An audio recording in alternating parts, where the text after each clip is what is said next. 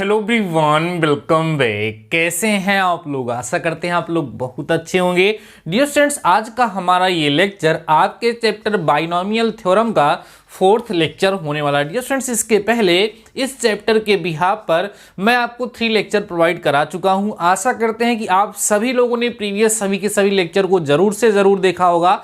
अगर आप लोगों ने प्रीवियस किसी भी लेक्चर को मिस किया है तो चैनल पे प्लेलिस्ट बन गई है। साथ ही साथ उस प्लेलिस्ट का लिंक आज के इस लेक्चर के डिस्क्रिप्शन में आपको मिल जाएगा। पहले आप प्रीवियस लेक्चर को वॉच करिएगा, तब इसको कंटिन्यू करिएगा, जिससे आपको बेहतर तरीके से समझ में आ जाएगा। डियर स्टूडेंट्स, आज के इस लेक्चर में मैं आपको सिखाऊंगा किसी द्विपद प्रसार का कोई पद अगर हमें ज्ञात करना हो तो उसे हम लोग डायरेक्टली कैसे ज्ञात करते हैं, और उसी के आधार पर आपके एग्जाम में एक क्वेश्चन आता है डियर स्टूडेंट्स, वो होता है अंत से कोई पद याद करना, और एक क्वेश्चन और आता है किसी द्विपद प्रसार का मध्य पद याद करना। तो ये 3 टॉपिक्स आज के इसी लेक्चर में हम आप लोगों के साथ डिस्कस करने वाले हैं। सो डियर स्टूडेंट्स, खूब ध्यान से सारे टॉपिक को समझिएगा। हर एक टॉपिक को समझाऊंगा, उसके बिहाफ पर एग्जाम्पल कराऊंगा, और उसी के बिहाफ पर आपको टास्क भी दूंगा जिसको आप लोग सॉल्व करेंगे तो वो टॉपिक एकदम अच्छे से आपका तैयार हो जाएगा। आइए डियर स्टूडेंट्स, हम यहाँ पर बात करते हैं, डिस्कस करते हैं कि क्या हम करने वाले हैं। डियर स्टूडेंट्स, बाइनोमियल एक्सपेंशन का जो फार्मूला है, ध्यान दीजिएगा। बाइनोमियल एक्सपेंशन, मेरी बात को खूब ध्यान से सुनते चलिएगा और नोट करते चलिएगा। लेक्चर बहुत ही ज्यादा इंपॉर्टेंट है, कहीं पर भी स्किप मत करिएगा। लेक्चर को स्टार्ट करने से पहले एक बार हम अपने सभी स्टूडेंट्स से ये कहना चाहेंगे कि एक बार अपने दोस्तों के साथ इस लेक्चर को शेयर कर दीजिए, फिर लेक्चर को कंटिन्यू करिए। बाइनोमियल एक्सपेंशन डियर स्टूडेंट्स, आप लोगों ने पढ़ा x plus a to the power n equal होगा nc0 x की पावर n a की पावर 0 प्लस nc1 x की power n minus 1a plus nc2 x की पावर n माइनस 2a का square plus dot dot dot ncn x की power 0 a की power n। ऐसा आप लोगों ने सीखा, और इसका यूज करके हमने कुछ अलग अलग टाइप्स के क्वेश्चन भी सॉल्व किए, उस पर हम लोगों ने डिस्कशन किया। अब जैसे डियर स्टूडेंट्स समझिएगा, जैसे मान लो कहीं पर x प्लस वाई की पावर 10 आ गया, ठीक है। अब जब इसका आप एक्सपेंशन करोगे, जब आप इसका एक्सपेंशन अर्थात इसका जब आप प्रसार करोगे तो इसमें टोटल 11 टर्म्स आएंगे, ऐसा आपको पता है। क्या पता है आपको कि इसमें टोटल डियर स्टूडेंट जो आएंगे वो कितने टर्म्स आएंगे? 11 टर्म्स आएंगे।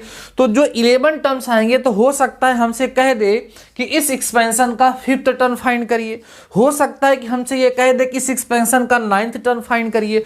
तो एक तरीका तो ये है कि हम लोग इसको क्या करें, एक्सपेंड करें, पूरी तरीके से इसका हम प्रसार करें, और प्रसार करने के बाद जिस टर्म की बात हो रही है उस टर्म को हम लोग लिख लें। एक तरीका ये है।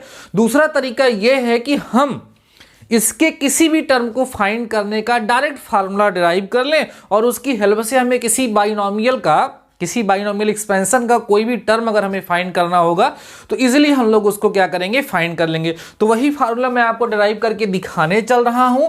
उसके बाद फिर डियर स्टूडेंट्स आप लोग देखेंगे कि किस तरीके से उसका यूज करके हम लोग क्वेश्चन को सॉल्व करेंगे। इस टॉपिक से डियर स्टूडेंट्स एग्जाम में क्वेश्चन जरूर पूछे जाते हैं, इसलिए बहुत ही ज्यादा इंपॉर्टेंट लेक्चर है। खूब ध्यान से सारे टॉपिक को समझिएगा, मैं बार बार बोल रहा हूं। टॉपिक अब स्टार्ट हो रहा है, ध्यान देना डियर स्टूडेंट्स।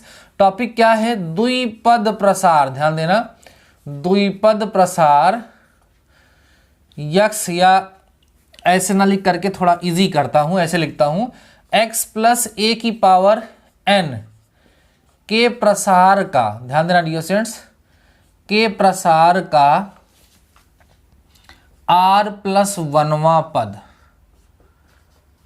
अभी मैं समझाऊंगा कि r प्लस 1वां पद क्यों लिख रहा है, यहां पर हम क्यों लिख रहे हैं। तो यहां लिखेंगे r plus 1th term of x plus a to the power n। ठीक, ये हमारा टॉपिक है। समझिएगा ध्यान से क्या मतलब है इसका और कैसे इसको हम लोग फाइंड करते हैं। अब ध्यान से समझिए, मैं फार्मूला डिराइव करने चल रहा हूं।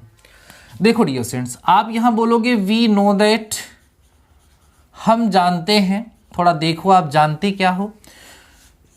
x plus a to the power n, पता है आपको क्या होगा? nc0 x की पावर n। जानते ये बार बार फार्मूला मैं क्या लिखता हूँ, बार बार जब मैं लिखता हूँ तो बार बार आप उसको देखते हैं, ऐसे आप भी इसको भी बार बार किया करिए। जब इसको आप बार बार देखेंगे, उस पर चर्चाएं करेंगे, तो वो फार्मूले हमें जल्दी और इजिली याद हो जाते हैं, ठीक है। इसलिए ऐसा हम करते हैं। NC0 ये हो गया, और प्लस में क्या आता है NC1 x की पावर n-1 और a की पावर 1 प्लस NC2 x की पावर n-2 a का square plus dot dot dot NCn x की पावर 0 a की पावर n। ये एक्सपेंशन होता है।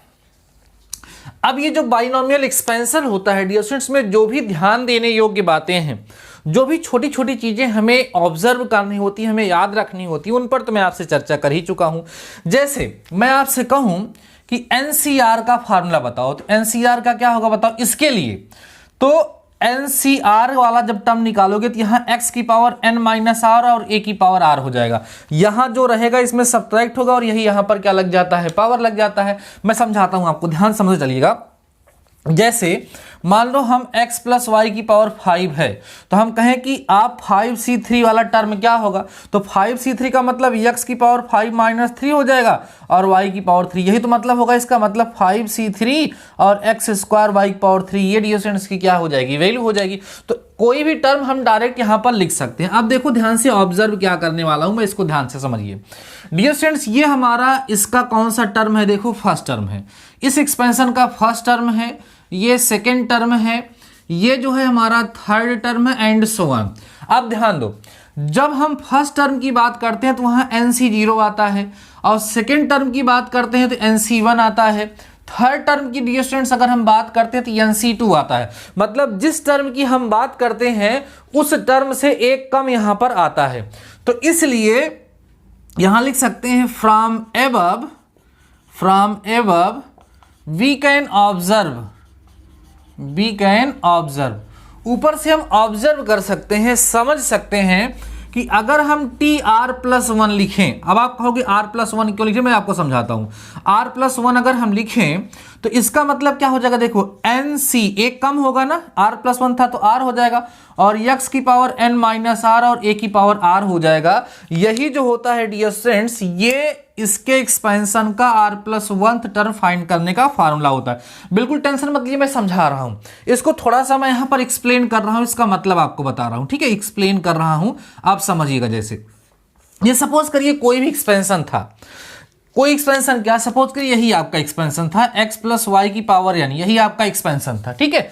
हमें इसी के एक्सपेंशन का, ये जो एक्सपेंशन यहाँ पर डियर स्टूडेंट्स बना हुआ है, ठीक है, माइक गिर गया था, ये जो एक्सपेंशन यहाँ पर बना हुआ है, तो ये इसका जो एक्सपेंशन अगर हम करें, अगर कहें इसका फिफ्थ टर्म, तो इसका मतलब T5 निकालेंगे, तो यहाँ NC क्या होगा 4, मतलब जितना यहाँ होगा उतने से एक यहाँ कम करना होता है, ऐसा आप देख पा रहे होंगे यहाँ पे।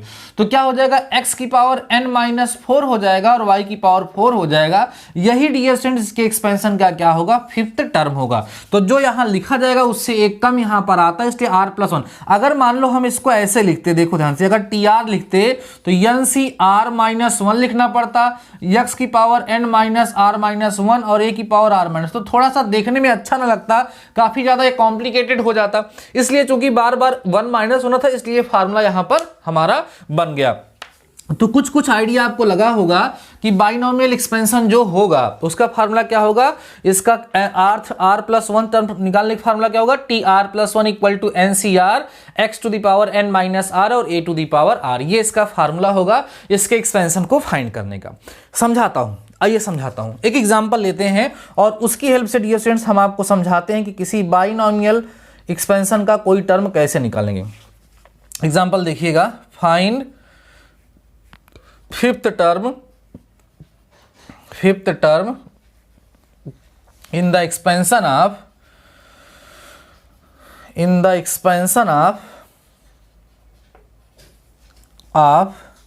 x plus 2 to the power 10, ठीक, ये है इसके एक्सपेंशन का हमें फिफ्थ टर्म फाइंड करना है। देखो ध्यान से, हमें क्या फाइंड करना है, T5।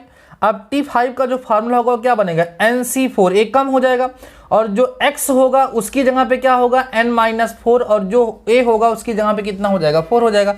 अब देखो ध्यान से, हम इसकी बात करें तो यहाँ पर n की वैल्यू कितनी है, 10 है, और C4 हो गया। अब x की जगह पे x ही है, तो 10 माइनस 4 और a की जगह पे 2 है तो 2 की पावर कितना हो गया 4। और इसी को जब हम लोग डियर स्टूडेंट्स क्या कर लेंगे, सिंप्लीफाई कर लेंगे, सरल कर लेंगे, तो हमें इस बाइनोमियल एक्सपेंशन का 5th टर्म जाकर के फाइंड हो जाएगा। तो मुझे पूरा भरोसा है कि अभी आप लोग समझ चुके होंगे कि किस तरीके से किसी बाइनोमियल एक्सपेंशन का कोई टर्म हम लोग फाइंड करते हैं। उसके लिए फार्मूला यूज होगा TR+1 equal to NCR x की power n minus r a की पावर r। इस फार्मूले की हेल्प से किसी भी बाइनोमियल एक्सपेंशन का कोई भी टर्म हम लोग फाइंड कर सकते हैं, अगर वो टर्म उसमें एग्जिस्ट करता है तो। क्लियर हो गया? चलिए इसको हम लोग फटाफट से इरेज करते हैं और कुछ और भी टॉपिक यहां पर डिस्कस करने हैं। देखिए अब हम लोग डिस्कस करेंगे मिडिल टर्म कैसे फाइंड होता है, मिडिल टर्म मध्य पद कैसे ज्ञात हम लोग करते हैं उस पर डिस्कस करेंगे। उसके बाद किसी भी बाइनोमियल एक्सपेंशन का लास्ट से कोई टर्म अगर हम फाइंड करना है तो उसको कैसे फाइंड करेंगे, इस पर हम लोग डिस्कस करेंगे। कंप्लीट लेक्चर को देखते चलिए, इसको आप लोग फार्मूले को नोट करिए, मेन फार्मूला हमारा यही है। ठीक है, अगर आप चाहें तो कोई एग्जाम्पल मैं आपको करके दिखा देता हूं, उस पर फिर मैं आगे बढ़ता हूं। एक एग्जाम्पल कर लेते हैं, ठीक है, एक एग्जाम्पल कर लेते हैं तब हम आगे बढ़ते हैं। छोटा सा कोई क्वेश्चन, ठीक है।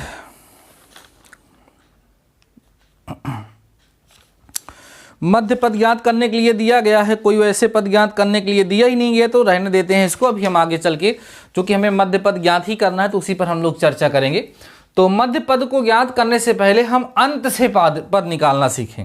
अगर हमें किसी बाइनोमियल एक्सपेंशन का लास्ट से अंत से, ठीक है, अगर हमें पद निकालना होगा तो हम लोग उसको कैसे फाइंड करेंगे, ये बहुत ही ज्यादा इंपॉर्टेंट है। ठीक है, देखो x प्लस a की पावर n के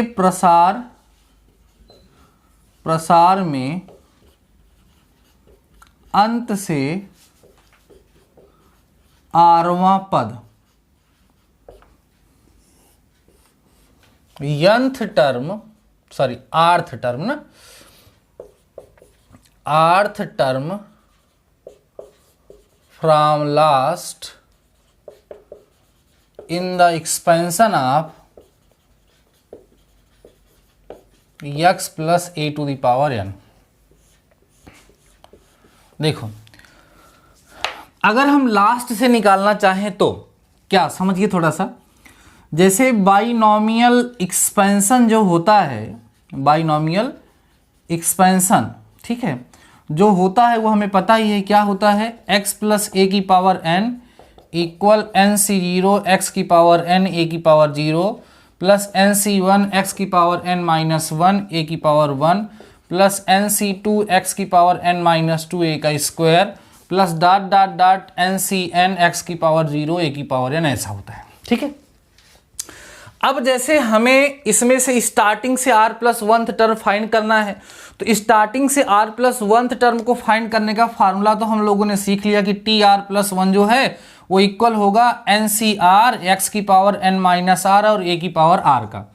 ये होगा हमारा फार्मूला जो r plus 1th term from starting है। ये क्या है, ध्यान समझते चलिएगा डियर स्टूडेंट्स, ये क्या है, ये हमारा r प्लस 1th टर्म, ठीक है, 1th term from start, from beginning कह सकते हैं, फ्रॉम बिगिनिंग ना, स्टार्टिंग से है, सही है। अब हम क्या कहते हैं, उधर से कोई टर्म अगर हमें फाइंड करना हो तो हम क्या करेंगे, तो इसको करने का डियर स्टूडेंट्स दो तरीका होता है। एक तरीका ये होता है कि हम लोग, जैसे देखो फार्मूला समझिएगा, नोट समझिएगा, यहां पर देखिए ध्यान से, आर्थ टर्म फ्रॉम लास्ट इक्वल होता है n plus n minus r plus 2th term from beginning, from beginning. ये फार्मूला आपको याद रखना है। मतलब अगर हमें किसी बाइनोमियल एक्सपेंशन है हमारा, कोई भी है, उसका अगर लास्ट से आर्थ टर्म फाइंड करना है तो उसके लास्ट से जो आर्थ टर्म होगा वो फर्स्ट से n minus r plus 2th term होगा। मैं समझाता हूं आप लोगों को, देखिए जैसे एक एग्जांपल लेकर के मैं आपको समझाता हूं और इसको सॉल्व करने की एक अलग भी ट्रिक, एक अलग भी कंसेप्ट मैं आपको सिखाऊंगा, बने रहिए, समझते चलिए। जैसे मिल जाए dear students x plus y to the power 5 लगा हुआ है, ठीक, या सब 15 कर दीजिए, 15 का। इसमें कह दिया जाए कि अंत से पांचवां पद, ठीक है, ज्ञात करना है आपको, ध्यान समझ चलिए, ज्ञात कीजिए। लास्ट से 5th टर्म हमें इसका क्या करना है, ज्ञात करना। अगर हमें इसका स्टार्टिंग से 5th टर्म फाइंड करना होता तो हम फाइंड कर लेते, इजिली फाइंड कर लेते। तो अगर हम ये जान लें कि जो इधर से 5th टर्म होगा वो इधर से भी तो कोई टर्म होगा, तो जो उधर से 5th टर्म होगा वो इधर से कौन सा टर्म होगा ये हम पता कर लें। तो इधर देखिए ध्यान से, आप कहेंगे 5th टर्म फ्रॉम लास्ट, अंत से 5वां पद इक्वल हो जाएगा, देखो फॉर्मूला पता है ना हमने, n माइनस आर। n का मतलब कितना हो गया 15, r का मतलब कितना हो गया 5 + 2, 2th टर्म, ठीक है, टर्म फ्रॉम कहां से, बिगिनिंग, फ्रॉम बिगिनिंग, स्टार्टिंग से। तो कितना हो जाएगा, यहां पर आ जाएगा 12th टर्म। क्या हो जाएगा, 12th टर्म। समझ में आया आप लोगों को, नहीं समझ में आया, समझ गए होंगे आप लोग। मतलब लास्ट से 5th टर्म फाइंड करो या स्टार्टिंग से 12th टर्म फाइंड करो, आपका वही आंसर हो जाएगा, दोनों सेम ही आएंगे। तो हम लोग क्या करेंगे, अब यहां पर जो हमें T5, मतलब देखो इसे T5 फ्रॉम, ध्यान दो, T5 from last is equal to हो जाएगा T12 फ्रॉम बिगिनिंग। ये हमारा कंसेप्ट हो जाएगा। तो इसके लिए फॉर्मूला दिया ना, n की वैल्यू कितनी है 15, तो 15C11, एक कम होता है, 12 है तो 11 हो जाएगा। और यहाँ देखो x की पावर कितना हो जाएगा 15 - 11 और y की पावर 11, इसको हम सिंप्लीफाई कर लेंगे तो आ जाएगा 15C11, x की पावर हमारे पास 4 हो जाएगा और y की पावर 11। यही डियर स्टूडेंट्स आपका क्या होगा, आंसर हो जाएगा। समझ में आ गया। तो अभी तक आप लोगों ने समझ लिया कि x + a की पावर n के प्रसार में प्रारंभ से आरवां पद कैसे निकाला जाएगा और अंत से आरवां पद निकाला कैसे जाएगा, दोनों आप लोगों ने समझ लिया। अब देखो, अंत से आरवां पद निकालने के लिए कंसेप्ट मैंने आपको ये बताया। इसके अतिरिक्त एक छोटी सी ट्रिक है, जिसकी हेल्प से हमें ये चीज नहीं याद करना पड़ेगा। ये जो मैंने यहाँ पे नोट पॉइंट करके आपको लिखाया है, ये आपको ध्यान रखना पड़ेगा। तो यह चीज आप ना याद रखें, फिर भी मैं आपको एक ट्रिक बता रहा हूं जिसकी हेल्प से आप लोग डायरेक्ट कर पाएंगे। और उस ट्रिक को मैं अभी इसी क्वेश्चन में अप्लाई करने चल रहा हूं और आप देखिएगा कि आंसर आपका सेम आएगा। देखिए ध्यान से, कैसे सेम आएगा वो भी थोड़ा सा डिस्कस कर लीजिए, फिर हम लोग चर्चा करेंगे डियर स्टूडेंट्स मध्य पद के बारे में ना, मिडिल टर्म जो होता है उसके बारे में डिस्कस करेंगे। और अभी काफ़ी सारी चीज़ें आप लोगों को सीखनी है, इसलिए लेक्चर में कंप्लीट बने रहिएगा, ठीक है। अभी तक लेक्चर को लाइक नहीं किया हो तो लाइक कर दो, और दोस्तों के साथ शेयर नहीं किया तो फटाफट से पहले शेयर करो, ठीक है, तभी काम बनने वाला है। देखो ध्यान से, ट्रिक क्या है डियर स्टूडेंट्स, इसको भी आप लोग थोड़ा समझिए और पकड़िए। ट्रिक क्या है, जैसे है क्या, x + a की पावर n है, ठीक है। इसके प्रसार में ध्यान दो, इसके प्रसार में मान लीजिए अंत से आपको 10वां पद पूछ रहा है, तो अंत से 10वां पद अगर पूछ रहा है तो कुछ करिए मत, इसको चेंज कर दीजिए, x की जगह पे a और a की जगह पे x कर दीजिए और स्टार्टिंग से 10वां पद निकाल दीजिए। मतलब इन दोनों को आपस में क्या करिए, चेंज कर दीजिए, काम बन जाएगा, डायरेक्ट आंसर आ जाएगा। समझ रहे हो ना, मतलब x और a की पोजीशन को अगर आपस में चेंज कर देंगे तो क्या होगा, जो अंत से 10वां पद था वो प्रारंभ से 10वां पद के क्या हो जाएगा, बराबर हो जाएगा। समझाता हूं आप लोगों को, यही इसकी ट्रिक है। देखो समझो, क्वेश्चन हमने क्या दिया था, x + y की पावर 15 था ना, x + y की पावर 15 था, अंत से 5वां पद निकालना था और आंसर ये आया था। अब देखो ध्यान से, इधर देखिए, आप लिखेंगे x + y की पावर 15 था ना, के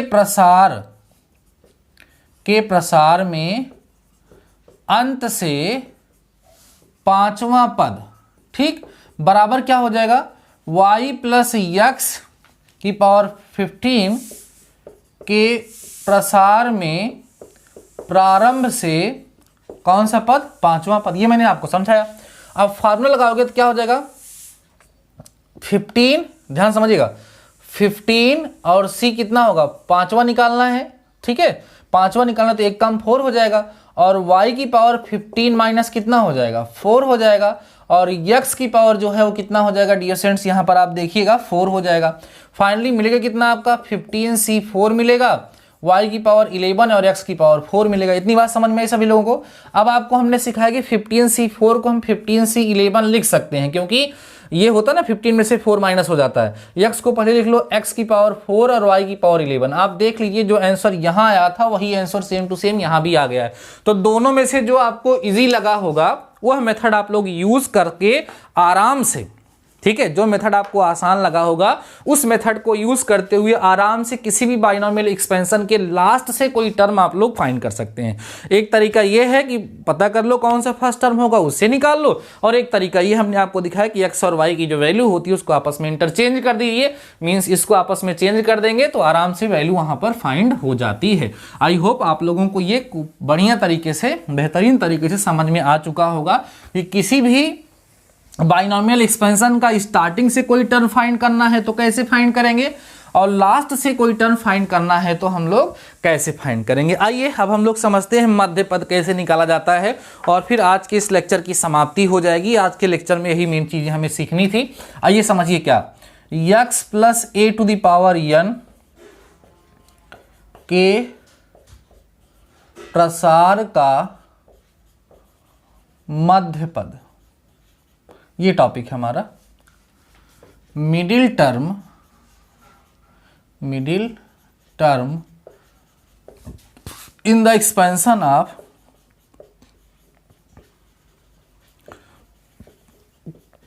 x plus a to the power n। ठीक, x plus a to the power n का जो प्रसार हम लोग करेंगे उसमें बहुत सारे टर्म्स आएंगे। अब उसमें जो बहुत सारे टर्म्स आएंगे उसमें से हमें मिडिल टर्म फाइंड करना है। तो आइए समझते हैं कैसे हम लोग फाइंड करेंगे। ध्यान से सभी लोग समझिएगा। जैसे डियर स्टूडेंट्स हमारे पास n लिखा हुआ है, क्या n क्या है, नंबर ऑफ टर्म्स है। तो सबसे पहले हम लोग n प्लस 1 जब फाइंड करेंगे तो हमें कैपिटल n मिलेगा। कैपिटल n का मतलब होगा total terms in the expansion, इस चीज को ध्यान रखना सभी लोग ने, कुछ लोग कंफ्यूज होते हैं। Total terms in the expansion, सबसे पहले यहां जो पावर लगी होगी उसमें जब आप एक प्लस कर दोगे तो हमें ये पता चल जाएगा कि उसके एक्सपेंशन में कुल कितने टर्म्स आ रहे हैं। जैसे मान लीजिए हमने लिखा था x प्लस 5 की पावर 11, तो इसमें टोटल टर्म्स कितने आएंगे, 12 आएंगे ना। जैसे x प्लस 9 की पावर 50 लिखा हुआ है तो टोटल टर्म्स कितने आएंगे, 51 आएंगे एक्सपेंशन में। ये तो पावर लगी हुई, आपको सिखाया गया था कि जब हम बाइनोमियल एक्सपेंशन करते हैं तो उसकी जो पावर लगी होती है उससे सदैव एक अधिक पद हमें प्राप्त होते हैं। तो ये चीज क्लियर हो जाएगी।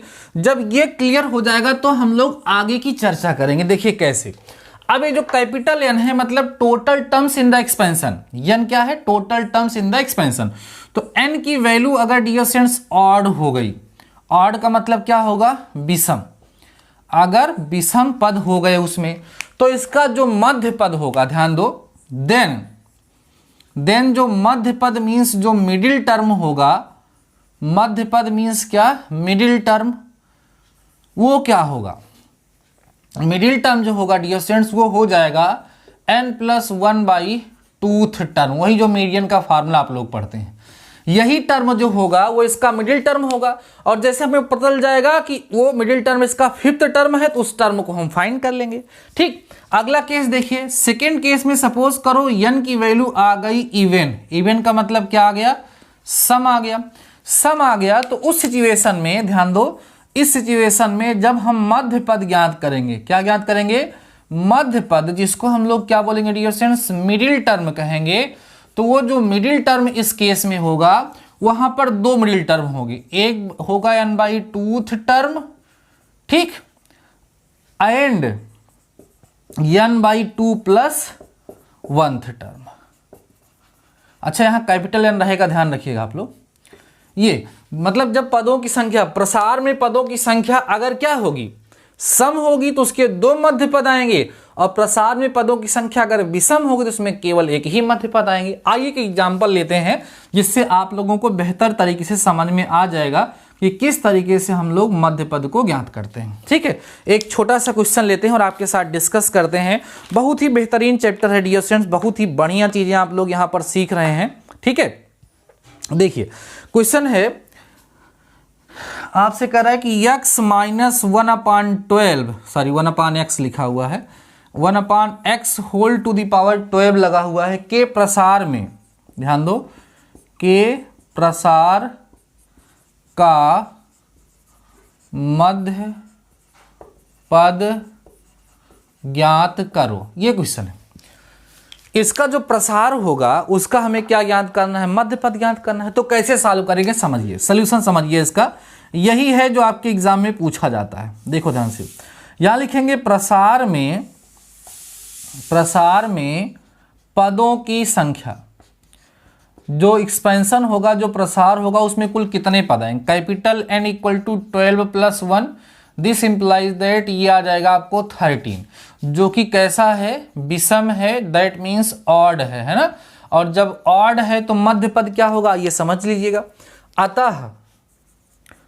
अतः मध्य पद, ध्यान दो सभी लोग, अतः मध्य पद क्या हो जाएगा, 13 + 1/2 टर्म। अभी तो फार्मूला मैंने आपको बताया यहाँ पर। तो इसका मतलब 13 + 1 14/2 मीन्स 7th टर्म, मीन्स जो 7वां पद होगा, मीन्स जो 7th टर्म होगा वही इस एक्सपेंशन का क्या होगा, मिडिल टर्म होगा, मध्य पद होगा। तो हम लोग यहाँ लिख देंगे, ये हमें क्या मिल रहा है डियर स्टूडेंट्स, यहाँ पर मध्य पद मिल रहा है। और वो मध्य पद है कौन सा, 7th है, 7वां है। तो 7 का मतलब T7 हो गया, जिसको हम लोग क्या लिखेंगे ऐसे, n का मतलब यहाँ पे कितना डियर स्टूडेंट्स 12 है, और C 7 है तो 6 हो जाएगा। और x की जगह पे x है, यहाँ होगा 12 माइनस कितना हो जाएगा 6, इंटू यहाँ पे 1/x माइनस में, और पावर कितनी लग जाएगी 6 लग जाएगी। और इसको इसी तरीके से हम लोग सॉल्व करेंगे तो आपको कितना मिलेगा 12C6 मिलेगा, और यहाँ x की पावर 6 मिलेगा। पावर इवन है तो ये प्लस हो जाएगा कुल मिलाकर के, तो 1/x की पावर 6 ये हो जाएगा कैंसिल। तो 12C6 यही डियर स्टूडेंट्स आपका क्या हो जाएगा, आंसर हो जाएगा। यही इसका क्या होगा, मध्य पद होगा। जब इसको आप लोग चाहेंगे तो सॉल्व भी कर लेंगे। जब इसको सॉल्व करेंगे तो 924 आएगा। फार्मूला पता है ना आपको एनसीआर का, एनसीआर का फार्मूला मैंने आपको बताया था ना, फैक्टोरियल n/r इंटू n-r। ठीक है, उस फार्मूले से आप इसको कर सकते हैं। 12 factorial upon 6 factorial into 12 - 6 solve करेंगे तो 924 डियर स्टूडेंट्स इसका क्या आ जाएगा, आंसर आ जाएगा। ये होता है मध्य पद को ज्ञात करने का तरीका। मुझे पूरा भरोसा है कि आप लोग इस कंसेप्ट को बेहतरीन तरीके से समझ पाए होंगे, कहीं कोई समस्या नहीं हुई होगी।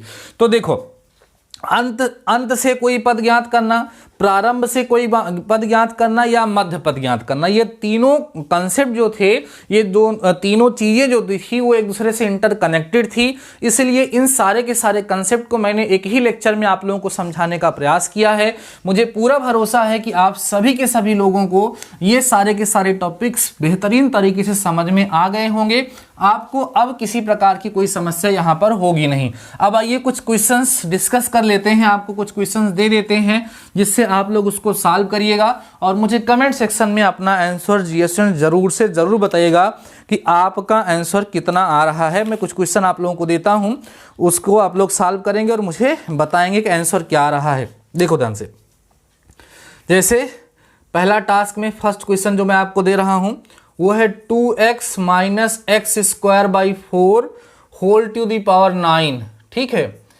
के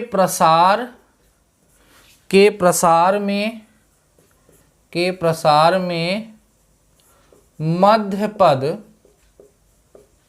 ज्ञात कीजिए। ठीक, इसके एक्सपेंशन का हमें कौन सा पद ज्ञात करना है, मध्य पद ज्ञात करना। अब देखो, इसमें पदों की संख्या जब निकालोगे तो यानी इक्वल टू 9 + 1 होगा, मतलब 10 होगा। इसके दो मिडिल टर्म होंगे, एक 10/2 मतलब 5th, और एक 6th, मतलब इसका 5th और 6th टर्म जो होगा वही इसका क्या होगा, मिडिल टर्म होगा। तो आप लोग सॉल्व करेंगे और मुझे कमेंट सेक्शन में बताएंगे डियर स्टूडेंट्स कि आपका आंसर कितना आया और आप इसको सॉल्व भी कर पाए या नहीं। एक क्वेश्चन और ले लीजिए आप लोग, इसमें है ax + 1/a और होल टू द पावर 10। ठीक है, के प्रसार का मध्य पद ज्ञात कीजिए। ठीक, इसके भी एक्सपेंशन का हमें क्या करना है, मध्य पद ज्ञात करना है। बाकी यही दो क्वेश्चन अगर आप लोग सॉल्व कर लेंगे और मुझे कमेंट सेक्शन में अपना आंसर बता देंगे, मैं आपको इसका आंसर बता दे रहा हूं। इस वाले का जो आंसर आएगा डियर स्टूडेंट्स वो भी मैं आपको बता दे रहा हूं, और इसके पहले वाले का जो आंसर आएगा वो भी मैं आपको बता दे रहा हूं। इसका आंसर जो आएगा 452 है ना, x की पावर 5, ये इसका आंसर होगा सेकेंड वाले का। और जो फर्स्ट वाला है, इसके पहले जो हमने आपको दिया है उसका आंसर जो है डियर स्टूडेंट्स वो कितना आएगा वो भी देख लीजिएगा। इसका आंसर आएगा, इसका आंसर जो आएगा वो आएगा -63/32, ठीक है, और x की पावर 14। आप जब सॉल्व करेंगे तो मुझे बताएंगे, दो आएंगे, एक ये आएगा, एक ये आएगा और एक और आएगा। वो कौन सा होगा? एक और होगा आपके पास 63/4 x की पावर 13 होगा, ठीक है। एक प्लस में रहेगा, एक माइनस में, दो मिडिल टर्म आएंगे, ये दो आंसर आएगा इसमें। मैंने पहले भी बताया आप लोगों को। तो दोनों क्वेश्चन को आप लोग सॉल्व करिएगा और मुझे कमेंट सेक्शन में बताइएगा कि आप लोगों का आंसर आया या नहीं आया। मुझे पूरा भरोसा है कि आज के कंसेप्ट में जो 3 टॉपिक मैंने आपको सिखाने का प्रयास किया है वो सारे टॉपिक्स आप लोगों को समझ में आ चुके होंगे, बेहतर तरीके से समझ में आ गए होंगे। नेक्स्ट लेक्चर में इसके नेक्स्ट टॉपिक के बारे में डिस्कस करेंगे। बाकी आज के इस लेक्चर में बस इतना ही। मिलते हैं नेक्स्ट लेक्चर के साथ, तब तक के लिए शानदार रहिए और पढ़ते रहिए।